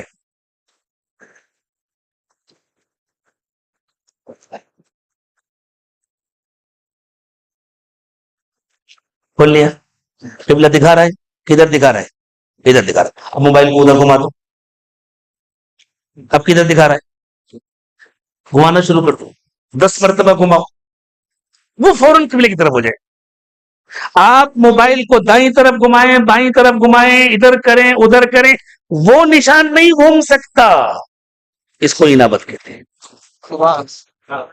کچھ بھی کرے انسان، کھائے پیے سوئے جاگے، گھر میں ہو، مسجد میں ہو، بازار میں ہو، دل کی توجہ ہر وقت اللہ کی طرف رہے، یہ انابت۔ اس توجہ کا اثر کیا ہوتا ہے؟ یہ رات کا وقت ہے نا، یہ پوری دنیا میں رات کا وقت نہیں ہے۔ حیدرآباد والے تو امریکہ میں ہی بہت سے بسے ہوئے نا، جا کے کسی امریکہ والے کو فون کر کے پوچھ لو، وہ کہے گا دن ہے۔ یہ پوری دنیا میں رات کا وقت نہیں ہے۔ دن اور رات کی تبدیلی کیسے ہوتی ہے؟ روشنی کا منبع سورج ہے، زمین پر روشنی نہیں ہے، روشنی کا منبع سورج ہے، زمین اس کے ارد گرد گھوم رہی ہے۔ اس عمل میں زمین کا جو حصہ سورج کے سامنے آتا ہے وہ روشن ہو جاتا ہے، جو آڑ میں ہو جاتا ہے وہ تاریک ہو جاتا ہے۔ اگر زمین کا کوئی حصہ ہمیشہ سورج کے سامنے رہے تو وہ ہمیشہ روشن رہے گا نا۔ تو جس طرح زمین کا جو حصہ سورج کے سامنے ہوتا ہے وہ روشن ہو جاتا ہے، اسی طرح جس انسان کا دل اللہ کی توجہ رہتا ہے وہ روشن ہوتا ہے۔ زمین تو ایک حال میں فکس نہیں ہوتی، اسے فکس کیا بھی نہیں جا سکتا، وہ تو گھومتی رہتی ہے۔ اس گھومنے کے نتیجے میں دن کے بعد رات، رات کے بعد دن آتا ہے. دل بھی پلٹتے رہتے ہیں، وہ ایک حال میں رکتے نہیں ہیں. لیکن زمین کو ایک حال میں روکنا ممکن نہیں ہے، دل کو ایک حال میں روکنا ممکن ہے. دل کو عربی میں کیا کہتے ہیں؟ قلب. قلب کیوں کہتے ہیں؟ قلب کے معنی پلٹنا. چونکہ یہ پلٹتا بہت جلدی ہے اس لیے اس کو قلب کہتے ہیں. جیسے ہی یہ پلٹتا ہے اس میں غفلت آتی، جب یہ اللہ کی طرف متوجہ ہوتا ہے تو اس میں روشنی آتی ہے، جیسے ہی پلٹتا ہے تو غفلت آتی ہے اور تاریکی آتی ہے. اللہ کے نبی صلی اللہ علیہ وسلم نے یہ بتلایا ہے انسانوں کو اپنی دعا کے ذریعے، یہ ہے تمہارا اصل امتحان. دل بار بار پلٹنے کی کوشش کرے گا، تمہیں کوشش کر کے اس کو فکس کرنا ہے اور اس کی خاطر تمہیں محنت کرنی ہے اور اللہ سے مدد مانگنی ہے. یہ قلب ہے جو پلٹنے کے لیے بنا ہے. اور اللہ کے نبی صلی اللہ علیہ وسلم کہتے ہیں اے اللہ میرے قلب سے قلب ہونے کی کیفیت نکال لیجئے، اس کو سخت بنا دیجئے. سخت کے معنی فکس. اللہم ثبتنی علی دینک، اللہم ثبت قلبی علی دینک، اللہ میرے دل کو فکس کر دیجئے، یعنی ایسا بنا دیجئے کہ دنیا چاہے جتنی کوشش کرے، حالات چاہے جتنے آئے، میرا دل ہر وقت اللہ کی طرف متوجہ رہے. یہ ہر وقت اللہ کی طرف متوجہ رہنا یہ ہے کثرت ذکر. یا ایھا الذین آمنوا اذکروا اللہ ذکرا کثیرا، اے ایمان والو بہت کثرت سے اللہ کو یاد کیا کرو، یعنی ہر وقت اللہ کو یاد کیا کرو. وسبحوہ بکرۃ واصیلا، اور صبح اور شام بیٹھ کر کے تسبیح بھی پڑھا کرو. تسبیح پڑھنے کے اوقات ہیں، ذکر کرنے کے اوقات نہیں ہیں. ذکر قلبی کا نام ہے. دل کے اللہ کی طرف متوجہ رہنے کے لیے کوئی مقرر وقت نہیں ہے. صبح میں بھی مطلوب ہے، شام میں بھی مطلوب ہے، دن میں بھی مطلوب ہے، رات میں بھی مطلوب ہے، حتیٰ کہ جاگتے ہوئے بھی مطلوب ہے، سوتے ہوئے بھی مطلوب. پھر کیا ہوگا؟ پھر تمہارا دل روشن رہے گا، اور جب تمہارا دل روشن رہے گا تو تم پر شیطان کا حملہ نہیں ہو سکے. اللہ تعالیٰ تمہارے دلوں کو روشن کرنا چاہتے ہیں، اس کی خاطر اللہ تعالیٰ نے فرشتوں کو مقرر کر رکھا ہے. وہ اللہ کے حکم کے مطابق اللہ کی رحمتیں تمہارے دل پر اتاریں گے. یہ جو تصور کر کے بیٹھتے ہیں نا ہم مراقبے میں، اللہ کی رحمت آ رہی ہے، میرے دل کو چمکا رہی ہے، میرے دل کو گناہوں سے دھو رہی ہے، یہ بے اصل بات نہیں ہے. واقعی اللہ کی رحمت آتی ہے، اللہ فرشتوں کے ذریعے اس کو پہنچاتے ہیں. هو الذی یصلی علیکم وملائکتہ، اللہ تم پر اپنی رحمتیں اتارتے ہیں، اور اللہ نے اس کا ایک نظام بنایا ہے. اللہ کے حکم سے ان کو اس رحمت کو فرشتے لے کر آتے ہیں. کاہے کے لیے؟ لیخرجکم من الظلمات الی النور، تاکہ تم کو تاریکی سے نکال کر تم کو روشنی تک پہنچائے. وَكَانَ بِالْمُؤْمِنِينَ رَحِيمًا، ایمان والوں کے ساتھ اللہ کو بڑی محبت ہے، بڑی مہربانی ہے، اس لیے اللہ نے اتنا انتظام کیا. اللہ کہتے ہیں میں نے اپنی رحمت کا انتظام کر دیا، اپنے فرشتوں کو مقرر کر دیا. اب تمہارا امتحان ہے، تم اپنے اندر انابت پیدا کرتے ہو یا نہیں کرتے. قرآن پاک میں مضامین دو قسم کے ہوتے ہیں. بعض مضامین وہ ہوتے ہیں جو ہر ایک کے سمجھنے کے ہوتے ہیں، بعض مضامین وہ ہوتے ہیں جو صرف خواص کے سمجھنے کے ہوتے ہیں، بعض خواص کے بھی نہیں، اخص الخواص کے سمجھنے کے ہوتے ہیں. اس کی خاطر ایسا کرتے ہیں اللہ تعالیٰ کہ درمیان میں تھوڑا سا پردہ ڈال دیتے ہیں. عام لوگ سمجھتے ہیں دوسری بات ہے، خواص سمجھ جاتے ہیں یہ پہلی ہی بات ہے، ذرا پردے میں کہی گئی ہے. اب سمجھو جب تم اللہ کی طرف متوجہ رہتے ہو تو یہ روشنی آتی کہاں سے؟ اللہ تعالیٰ نے فرشتوں کا تذکرہ کر کے بتلا دیا کہ ہم نے دنیا کو دارالاسباب بنایا، ہم فرشتوں کے ذریعے بھیجتے ہیں. تو فرشتوں کے ذریعے تم تک روشنی آتی کہاں سے ہے؟ دن کے وقت میں ہمارے پاس روشنی کہاں سے آتی ہے؟ سورج سے آتی ہے نا. اللہ سے پوچھے کہاں سے آتی ہے؟ تو اللہ کہتے ہیں سورج سے نہیں آتی، ہماری ذات سے آتی ہے. اللہ نور السماوات والارض، روشنی آسمان میں ہو یا زمین میں اللہ کی ذات سے آتی ہے. یعنی سورج اللہ کے حکم سے روشن ہے، سورج کو اللہ نے ذریعہ بنایا، سورج کو اللہ نے سبب بنایا، اصل اللہ ہے. تو جس طرح باہر کی دنیا کو روشن کرنے کے لیے اللہ نے سورج بنایا، اللہ جس کو روشنی دینا چاہتے ہیں اس کو سورج کی طرف، اس کا رخ سورج کی طرف کر دیتے ہیں، بالکل اسی طرح من کی دنیا کو روشن کرنے کے لیے بھی اللہ نے ایک سورج بنایا ہے۔ اللہ جس کے دل کو روشن کرنا چاہتے ہیں اس کے دل کو، اس کی زندگی کو اس سورج کی طرف متوجہ کر دیتے ہیں۔ وہ سورج ہے حضرت محمد صلی اللہ علیہ وسلم کا قلب اطہر۔ اس لیے جو بھی روشنی ملتی ہے وہ قلب محمدی سے ملتی ہے، قلب محمدی کے بغیر کسی کو روشنی نہیں مل سکتی، جڑنا پڑتا ہے حضرت محمد صلی اللہ علیہ وسلم کے قلب سے۔ یہ جو ہم جڑتے ہیں طرق سے، سلاسل سے، سلسلے کو سلسلہ کیوں کہتے ہیں؟ سلسلے کے معنی چین ہے۔ اصل میں ہم واسطہ در واسطہ جڑتے ہیں حضرت محمد صلی اللہ علیہ وسلم سے، اس لیے اس کو سلسلہ کہتے ہیں۔ ہم نے اپنے شیخ کا دامن پکڑا، شیخ اپنے شیخ سے جڑے، وہ اپنے شیخ سے جڑے ہیں، اور اوپر جا کر وہ حضرت محمد صلی اللہ علیہ وسلم سے جڑے، اور حضرت محمد صلی اللہ علیہ وسلم کے قلب اطہر پر اللہ تعالیٰ کی طرف سے روشنی آ رہی ہے۔ جیسے اللہ کے حکم سے سورج روشن ہے اور سورج سے پوری دنیا روشن ہے، اسی طرح اللہ کے حکم سے فرشتے وہ روشنی لے کر آتے حضرت محمد صلی اللہ علیہ وسلم کے قلب اطہر پر، اور حضرت محمد صلی اللہ علیہ وسلم کے قلب اطہر سے سب کو ملتا ہے۔ یہی حقیقت تو سمجھائی ہے محمد رسول اللہ صلی اللہ علیہ وسلم نے، فرمایا انما انا قاسم واللہ یعطی، میرا کام تو بانٹنا ہے، اصل تو اللہ دیتے ہیں لیکن بانٹتے ہیں محمد رسول اللہ صلی اللہ علیہ وسلم۔ درمیان میں اللہ تعالیٰ نے ایک پردہ ڈالا، فرمایا تحیتہم یوم یلقونہ سلام۔ پتہ ہے یہ ایمان والے جب اللہ کے پاس آئیں گے تو اللہ کی طرف سے ان کا استقبال سلام کہہ کر ہوگا، وَأَعَدَّ لَهُمْ أَجْرًا كَرِيمًا، اور اللہ نے ان کے لیے بہت شاندار بدلہ تیار کیا ہوا ہے۔ یہ ایک پردہ ہے مضمون کو دو حصوں میں بانٹنے کے لیے۔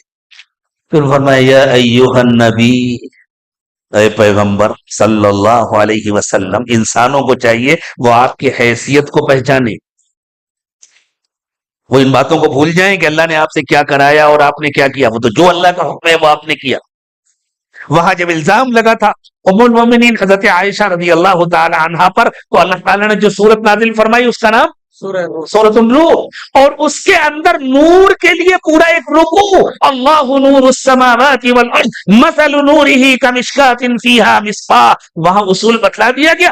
یہاں بھی اشارہ کیا جا رہا ہے جو لوگ حضرت محمد صلی اللہ علیہ وسلم پر الزامات لگا رہے ہیں اور آپ کے خلاف پروپیگنڈے کر رہے ہیں، اصل میں ان کے دلوں میں نور نہیں ہے، اور یہ نور اور کہیں سے نہیں آئے گا، یہیں سے آئے گا۔ جن پر الزام لگا رہے ہیں انہی سے ملے گا۔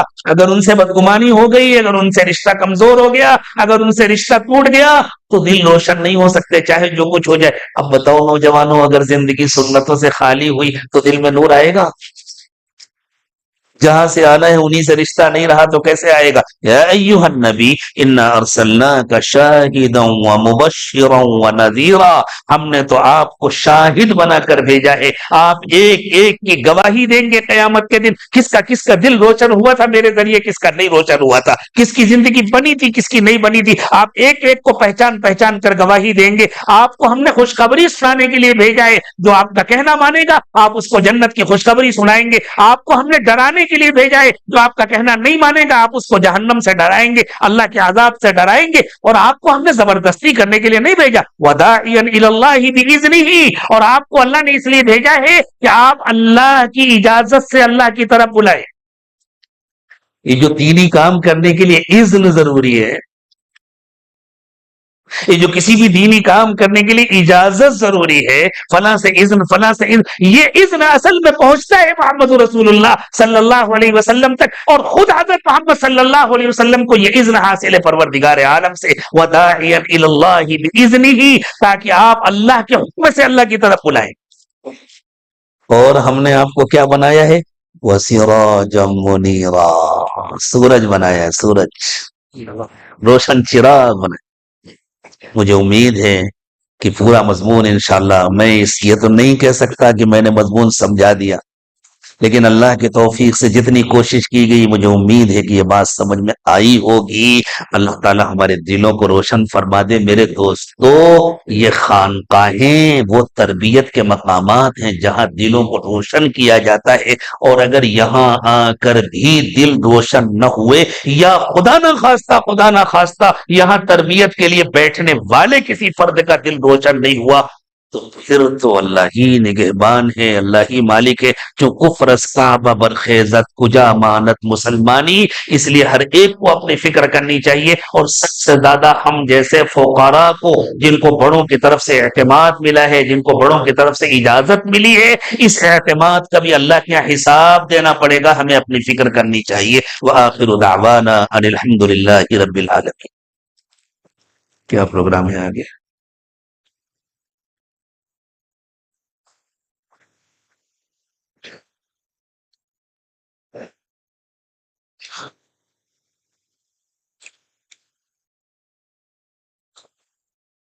اللہ اکبر، میں اس کا اعلان کر دوں؟ یہ ابھی پرچہ آیا ہے، دعا برائے مغفرت۔ السلام علیکم ورحمۃ اللہ وبرکاتہ۔ انتہائی افسوس کے ساتھ اطلاع دی جاتی ہے کہ مولانا عبد القیوم نوری صاحب نظام آباد کا آج بعد نماز عصر انتقال ہو گیا۔ مولانا حیدرآباد کے نقشبندیہ سلسلے کے اجتماع میں شرکت کے ارادے سے حیدرآباد کی کسی ہوٹل میں کھانا کھا رہے تھے۔ سانس لینے میں تکلیف ہونے پر گاندھی ہاسپٹل لے جایا جا رہا تھا، راستے میں انتقال ہو گیا۔ اللہ تعالیٰ مغفرت فرمائے۔ تمام حضرات سے دعائے مغفرت کی درخواست ہے۔ اللہ ہم سب کو اپنی اپنی موت کی فکر نصیب فرمائے۔ کب کون چلا جائے گا معلوم نہیں ہے، اللہ ابھی اسی وقت ہم سب کو سچی پکی توبہ نصیب فرمائے۔ توبہ کے کلمہ تو آپ پڑھوائیے گا، آپ کی مجلس سے ماشاء اللہ ہر ایک نہیں۔ دیکھیں ایک بات اچھی طرح سنیے، توبہ کے کلمات تو خیر برکتاً پڑھا دیں گے، ایک بات اصولی طور پر یاد رکھو، کسی ایک کا انتخاب کرو، سوچ سمجھ کر انتخاب کرو، پھر اس دانتوں سے مضبوطی سے پکڑو، اسی سے لگے رہو، اسی سے جڑے رہو، اسی طرح فائدہ ہوگا۔ اور اگر کبھی یہاں کبھی یہاں کبھی یہاں بھاگتے رہے تو وقت ضائع ہوتا رہے گا، فائدہ کچھ بھی نہیں ہوگا۔ سارے اللہ والے ہم کو اللہ سے جوڑیں گے، سوچ سمجھ کر، خوب غور کر کے، خوب استخارہ کر کے کسی ایک کا انتخاب کرو۔ لیکن جب انتخاب کر لیا تو چھوٹی چھوٹی باتوں پر بدگمان مت ہو، بدزنی مت کرو، نیک حسن زن رکھو، تعویل کرو اور اس سے جڑے۔ ہاں خدا نہ خواستہ اگر کوئی ایسی بات آ جائے سامنے جو قابل تعویل نہ ہو تو پھر خاموشی کے ساتھ ہٹ کر کے استخارہ کر کے کسی اور سے جڑ جاؤ، لیکن ایک سے جڑو، مضبوط جڑے رہو۔ ٹھیک ہے، مولانا فرما رہے ہیں توبہ کے کلمات پڑھا دو، میں بیعت کے کلمات نہیں پڑھا رہا، میں صرف توبہ کے کلمات پڑھا رہا ہوں۔ پڑھیں ساتھ میں، بسم اللہ الرحمن الرحیم، لا الہ الا اللہ محمد الرسول اللہ صلی اللہ علیہ وسلم، آمنت باللہ وملائکتہ وکتبہ ورسلہ والیوم الآخر والقدر خیرہ وشرہ من اللہ تعالی والبعث بعد الموت، آمنت باللہ کما ہوا باسمائہ وصفاتہ وقبلت جمیع احکامہ، اقرار باللسان وتصدیق بالقلب، اشہد ان لا الہ الا اللہ واشہد ان محمدا عبدہ ورسولہ، استغفر اللہ ربی من کل ذنب واتوب الیہ برحمتک یا ارحم الراحمین۔ اللہ تعالیٰ ہماری توبہ کو قبول فرمائے، ٹوٹنے سے اس کی حفاظت فرمائے، اس پر استقامت نصیب فرمائے۔ اپنی توبہ کی نگرانی کرنی چاہیے، خدا نہ خواستہ کبھی شیطان توڑوا دے تو دوبارہ توبہ کرنے میں ذرا بھی تاخیر نہیں کرنی چاہیے، موت کا کیا بھروسہ، فوراً توبہ کریں۔ اللہ تعالیٰ ہم سب کو استقامت نصیب فرمائے۔ مراقبہ بھی کرتے ہیں پھر دعا بھی کرتے ہیں، ٹھیک ہے، تھوڑی دیر مراقبہ کر لیں، آنکھیں بند کر لیں، سر کو جھکا لیں، دنیا اور دنیا میں جو کچھ بھی ہے اس سب سے ہٹ کٹ کر اللہ کی یاد میں کھو جائیں، اور یہ نیت کریں کہ اللہ کی رحمت آ رہی ہے، میرے دل میں سما رہی ہے، میرے دل سے گناہوں کو دھو رہی ہے، اور میرا دل کہہ رہا ہے اللہ اللہ اللہ، زبان سے اللہ اللہ نہ کہیں، بس یہ نیت کریں کہ دل اللہ اللہ کہہ رہا ہے، میں سن رہا ہوں۔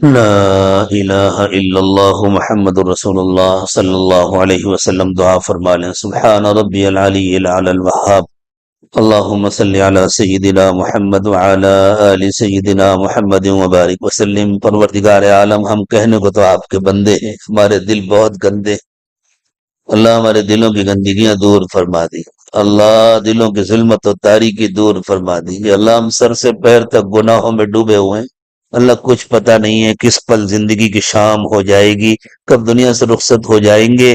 آدمی بڑے بڑے منصوبے بناتا ہے اور موت کا وقت آتا ہے اور چلا جاتا ہے۔ اللہ ہم سے راضی ہو جائے، اللہ ہم سے راضی ہو جائے، اللہ ہم سے راضی ہو جائے۔ اللہ اگر ہماری بدعملیوں کی وجہ سے آپ اتنے ناراض ہو گئے ہیں کہ آپ نے فیصلہ کر لیا ہے کہ میں راضی نہیں ہوں گا، تو اللہ آپ سے آپ کا فیصلہ کوئی نہیں بدلوا سکتا، لیکن اللہ اگر آپ خود اپنا فیصلہ بدل دیں تو کسی کی ہمت نہیں ہے کہ آپ سے سوال کر سکے، آپ سے پوچھ سکے۔ اللہ مہربانی فرما کر اپنا فیصلہ بدل دیجئے اور اللہ ہم سے راضی ہو جائے۔ اللہ ہمارے تمام گناہوں کو معاف فرما دیجئے، اللہ خطاؤں سے درگزر فرمائیے، عیوب کی پردہ پوشی فرمائیے، اللہ نگاہوں کو پاک کر دیجئے، دلوں کو صاف کر دیجئے، سینوں کو اپنی محبت سے لبریز فرمائیے، اللہ ہماری ہڈی ہڈی بوٹی بوٹی میں اپنی محبت پیدا فرمائیے، اللہ ایک پل کی غفلت سے بھی ہمیں بچا دیجئے، اللہ ہمارے انگ انگ سے روے روے سے اپنا ذکر جاری فرما دیجئے، اللہ بری زندگی بری موت برے انجام سے حفاظت فرمائیے، اچھی زندگی اچھی موت اچھا انجام نصیب فرمائیے، اللہ قرآن پاک کی برکت سے ہمارے دلوں کو روشن کر دیجئے، اللہ نبی پاک صلی اللہ علیہ وسلم کا فیض ہمیں نصیب فرما دیجئے، اللہ حضور اکرم صلی اللہ علیہ وسلم سے سچا پکا تعلق نصیب فرما دیجئے، اللہ ہمارے ظاہر کو 100% سنتوں سے سجا دیجئے، ہمارے باطن کو اپنی یاد سے آباد فرما دیجئے، اللہ ان مجالس کو قبول فرما لیجئے، اللہ ان مجالس کو قبول فرما لیجئے، یہاں آنے والوں کو قبول فرما لیجئے، اللہ بیان کرنے والوں کو قبول فرما لیجئے، سننے والوں کو قبول فرما لیجئے، انتظام کرنے والوں کو قبول فرما لیجئے، اللہ ان کو ہمارے لیے مغفرت کا ذریعہ بنا دیجئے، رفع درجات کا ذریعہ بنا دیجئے، اللہ ہم سے راضی ہو جائیے، اپنے رضا والے اعمال نصیب فرمائیے، اپنی ناراضگی سے اور ناراضگی کے اسباب سے حفاظت فرمائیے، اللہ ہماری عمروں میں برکت عطا فرمائیے، صحت میں برکت عطا فرمائیے، ایمان اور اعمال میں برکت عطا فرمائیے، اخلاق میں برکت عطا فرمائیے، اللہ آخری سانس تک اللہ ہمارے سارے قوا سلامت رکھیے، اللہ آخری دن تک ہماری تمام طاقتیں سلامت رکھیے، اللہ کبھی کسی کا محتاج نہ بنائیے، اور جب موت کا وقت آئے تو ہمیں کامل ایمان کی موت نصیب فرمائیے، اللہ ہمارے تمام بڑوں کی بزرگوں کی اکابر کی مشائخ کی حفاظت فرمائیے، اللہ خاص طور سے ہمارے حضرت दामत बरकातुहुम की हिफाजत फरमाइए, हजरत की सेहत और आफियत में बरकत अता फरमाइए, हजरत का साया देर तक हमारे सरों पर कायम और दायम रखिए और हमें हजरत से भरपूर फायदा उठाने की तौफीक अता फरमाइए। अल्लाह उनकी हिफाजत फरमाइए, उनके घर वालों की हिफाजत फरमाइए, उनके तमाम मुताल्लिकीन की हिफाजत फरमाइए। अल्लाह उनके तमाम मजाजीन को उनकी मंशा के मुताबिक काम करने की तौफीक अता फरमाइए। अल्लाह हमारी नस्लों को क़यामत तक दीन और ईमान पर इस्तिकामत नसीब फरमाइए। अल्लाह जो हमारे बड़े बुजुर्ग, हमारे खानदान के रिश्तेदार, हमारे अकाबिर और मशाइख इस दुनिया से ईमान के साथ जा चुके, अल्लाह सबकी मग़फ़िरत फरमा दीजिए और आपने जिनकी मग़फ़िरत फरमा दी उनको अपने क़ुर्ब के आला दर्जात नसीब फरमा दीजिए। और अल्लाह एक दरख्वास्त है, इस पूरे मजमे पर एक मोहब्बत की नजर डाल। अल्लाह एक मोहब्बत की नजर डाल। अल्लाह हमारी बिगड़ी बन जाएगी, हमारा बेड़ा पार हो। अल्लाह एक मोहब्बत की नजर डाल। ये अल्लाह तमाम जिस्मानी रूहानी बीमारियां दूर फरमा दीजिए। अल्लाह हमारी हमारे मुताल्लिकीन की अल्लाह सब की तमाम जिस्मानी रूहानी बीमारियां दूर फरमा दीजिए। अल्लाह जिन लोगों ने दुआओं के लिए कहा या उनको हमसे अच्छी तवक्कुआत है, महज अपने फजल करम से अल्लाह सबको उनकी तवक्कुआत से बढ़कर अता फरमाइए। व सल्लल्लाहु तआला अला खैरि खल्क़िही मुहम्मद व अला आलिही व अस्हाबिही अजमईन बिरहमतिका या अरहमर राहिमीन।